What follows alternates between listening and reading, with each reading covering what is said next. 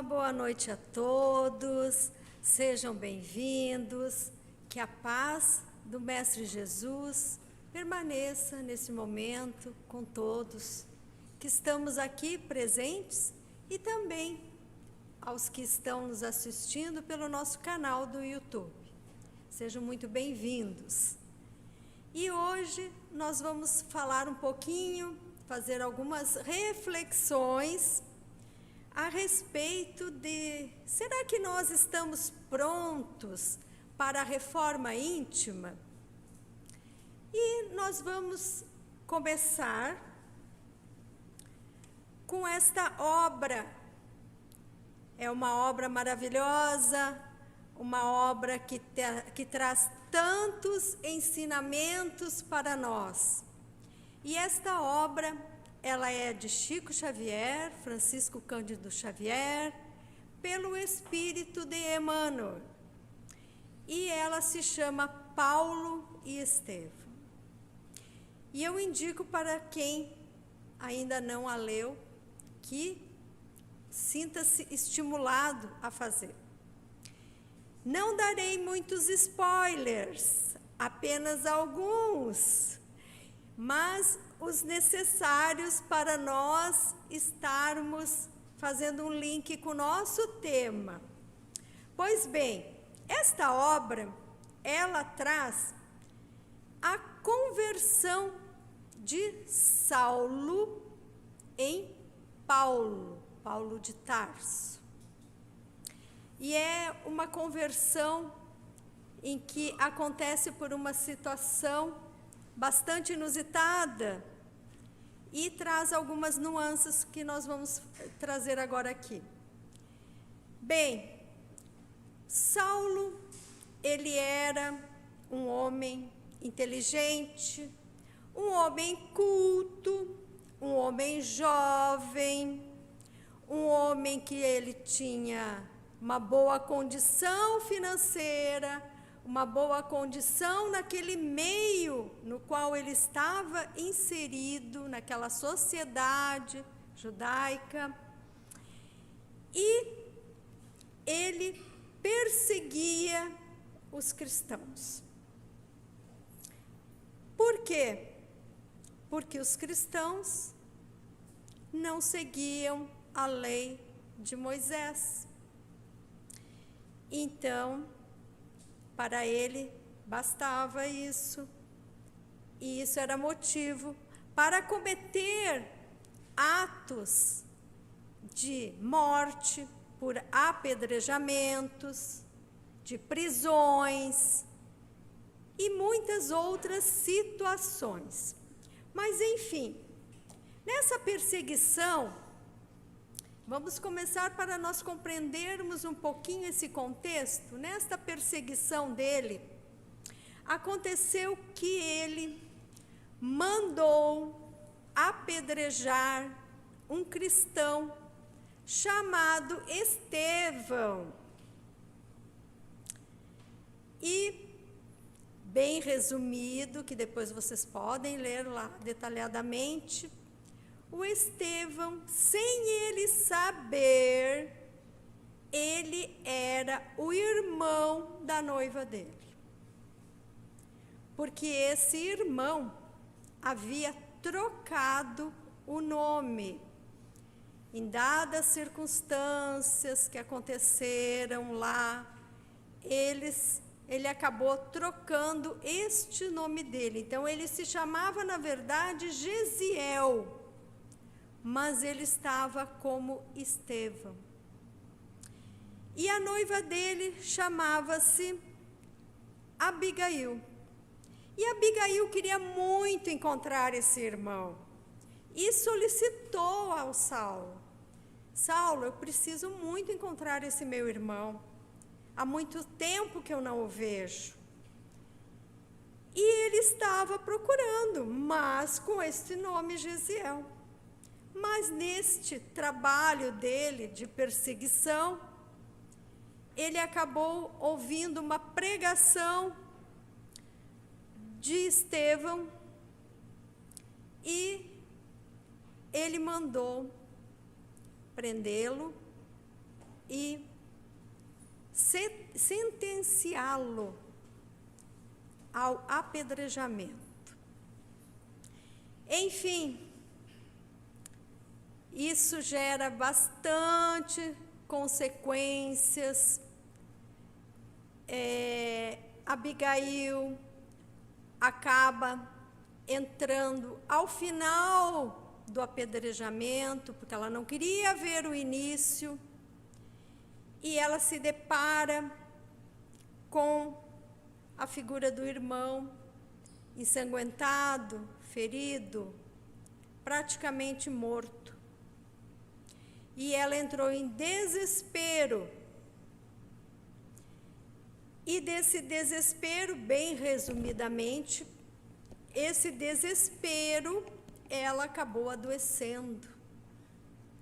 E, na sequência, ela acabou desencarnando. E aquilo foi gerando já dentro de Saulo uma sementinha. Foi gerando. Saulo, então, era esse fariseu que observava as leis estritas da lei de Moisés. Ele tinha essa grande oratória, ele tinha uma inteligência para defender, então, essas leis mosaicas e perseguir os cristãos, porque para ele, os cristãos eram o quê? Hereges. Eram hereges porque não estavam seguindo lá as leis mosaicas. Enfim, ele assume um cargo de destaque no tribunal romano, contando ali com a idade de 30 anos, bem jovem, e ele está indo para Damasco, que fica na Síria. Ele já tinha percorrido 250 quilômetros a cavalo.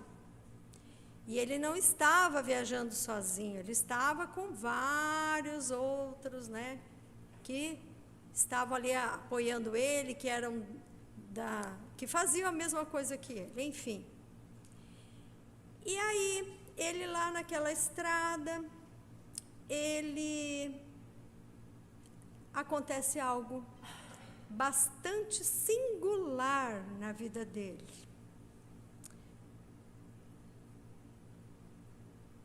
E essa ocorrência, ela é o momento central da conversão ao cristianismo de Saulo.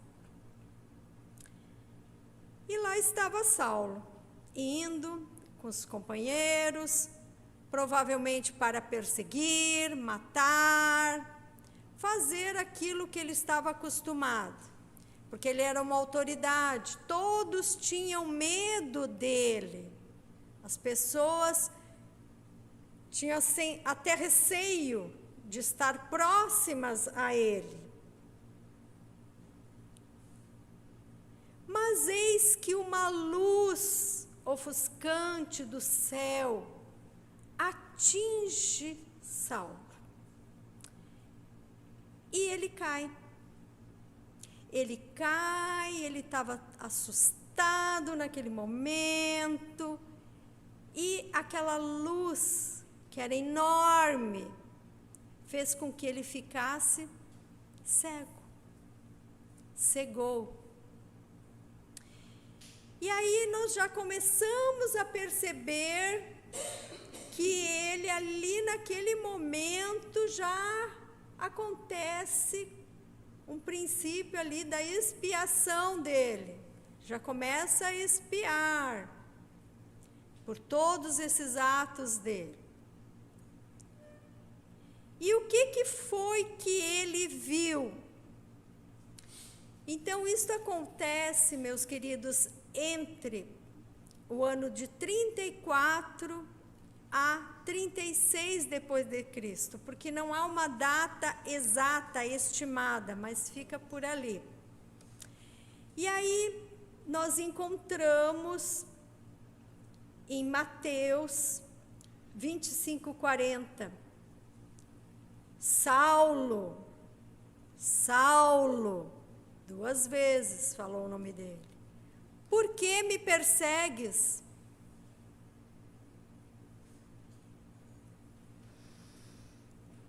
Nós sabemos que Jesus já tinha nos falado que, em verdade vos digo, quando fizestes a um dos meus pequeninos irmãos, é a mim que fizestes. Então, Saulo, perseguindo os cristãos, ele estava perseguindo Jesus. E Jesus estava com uma túnica feita de pontos de luz. Então, vamos assim imaginar essa cena. Esses pontos de luz, com os cabelos tocavam os ombros dele, a moda nazarena, os olhos magnéticos, não eram olhos parados, eram olhos que transmitiam aquela presença luminosa dele. Mas ele estava imantado de simpatia e de amor, iluminando a fisionomia. Só que a fisionomia de Jesus, nesse momento, que consta na Bíblia, é que era uma fisionomia grave e, ao mesmo tempo, terna. E pairava uma certa tristeza, uma tristeza de Jesus nesse momento. Então ele faz essa pergunta: Saulo, Saulo, por que me persegues? E aí, ele, que estava caído, ele diz assim: quem sois vós, Senhor?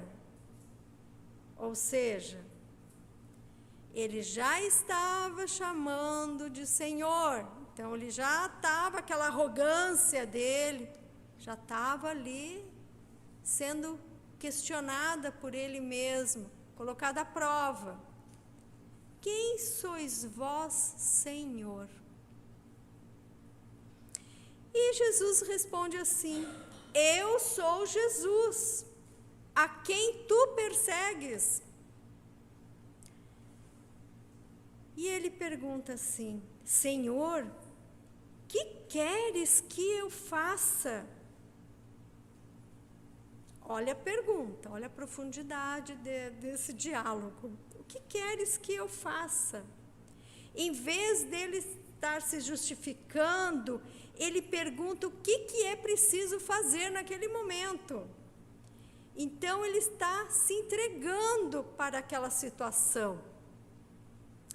E disse-lhe o Senhor: levanta-te e entra na cidade, e lá será-te dito o que te convém fazer. Então, nós vemos aqui uma ordem, uma orientação, um caminho, um procedimento. O que ele tinha que fazer? Ele tinha que entrar naquela cidade, se levantar e entrar naquela cidade, que lá seria passado o que ele teria que fazer. Enfim,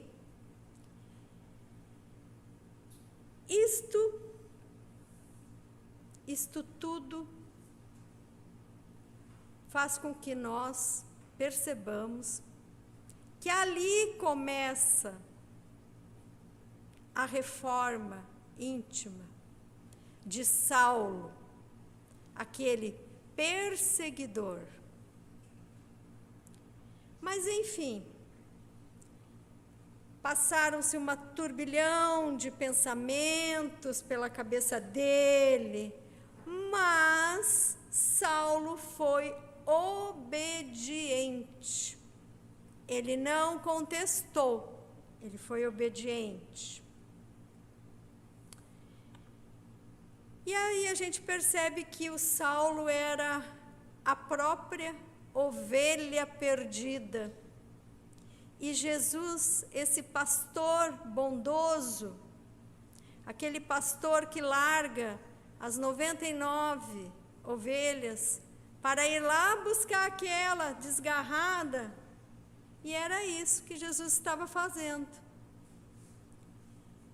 E Paulo, ajoelhado, chorando ainda, porque ele se sentiu constrangido. Sabe aquele amor que constrange?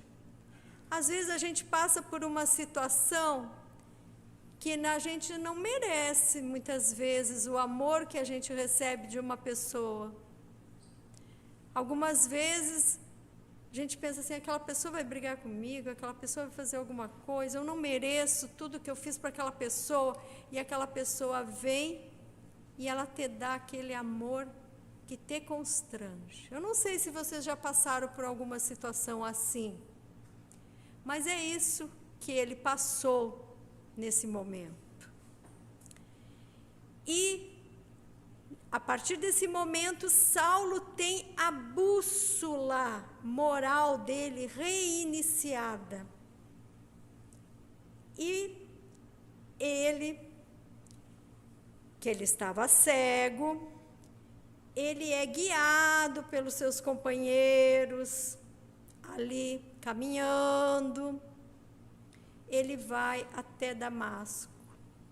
Mas agora, já mais humilde no seu coração, porque ele está impactado com tudo que aconteceu. Mas o que acontece em Damasco? Em Damasco, durante 3 dias, Saulo ficou isolado numa pensão. Ele estava cego e ele não quis comer, não quis beber. Ele estava nessa situação, ali em espera, mas ele estava dirigindo fervorosas preces ao Mestre Jesus, solicitando que não o desamparasse. E eis que, ao entardecer do 3º dia, o hoteleiro vem anunciar a Saulo que ele tinha uma visita, alguém tinha vindo atrás dele. E entra no quarto dele um senhor já de idade, um velho, que diz que vem auxiliá-lo em nome de Jesus. E essa pessoa se chama Ananias. E aí nós encontramos ali em Atos dos Apóstolos, no capítulo 9, versículo 15. Vai, porque este é para mim um vaso escolhido, para levar o meu nome perante os gentios, os reis e os filhos de Israel. Por que Jesus falou isso para ele? Porque Ananias, sabendo que ele teria que estar com o Saulo, ele ficou com receio. Porque Saulo era uma pessoa que os outros tinham receio por tudo que ele fez, as maldades, os assassinatos, as perseguições. E provavelmente, se Jesus não tivesse lá no caminho de Damasco, se encontrado lá com o Saulo, provavelmente Ananias seria morto, junto com os outros cristãos. Às vezes, quando a gente menos espera, é aquele que nos dá a mão. A gente espera que várias pessoas deem a mão para a gente quando está em alguma situação, mas o mais improvável vem e te socorre e te dá a mão. E aí, meus irmãos, Ananias impõe as mãos sobre os olhos de Saulo. Faz uma prece rogando a Jesus que abençoe esse novo discípulo. E Paulo sente assim como se houvessem escamas caindo dos olhos, e ele vai recuperando a visão. A emoção toma conta daquele quarto, toma conta de ambos, e eles choram abraçados. E agora, este homem que iria fazer alguma coisa totalmente diferente, se vê nessa situação. É como se o chão dele se rompesse, se abrisse, e ele estava agora noutra situação. Olha como é profundo isso. E nós vemos aqui Saulo, agora como Paulo, pregando com fervor na sinagoga de Damasco. Isto está em Atos, capítulo 9, versículos 20 e 21. Declarando que Jesus era o Filho de Deus e que ele era o Messias. Isso causou grande espanto e confusão entre os judeus da cidade. Ué, mas o que está acontecendo? Ele veio aqui para perseguir, veio aqui para resolver essa situação desses hereges, e agora ele está pregando ali, falando de Jesus. E isso causou uma certa confusão ali. Mas o perseguidor Saulo recebe a missão de ser pregador. E isso já abre a oportunidade da reparação, daquilo tudo que ele fez. Então, como nós sabemos pela doutrina espírita, tem 3 etapas necessárias para a evolução moral da pessoa, que é o arrependimento, que é aquele primeiro passo. O segundo é a expiação, aonde tem a responsabilização pelas consequências do que ele andou fazendo, né? O que a pessoa fez. E depois a reparação, que é aquela ação concreta do bem, de estar fazendo o bem, neutralizando o mal que foi feito. E isso é que leva o espírito à reabilitação.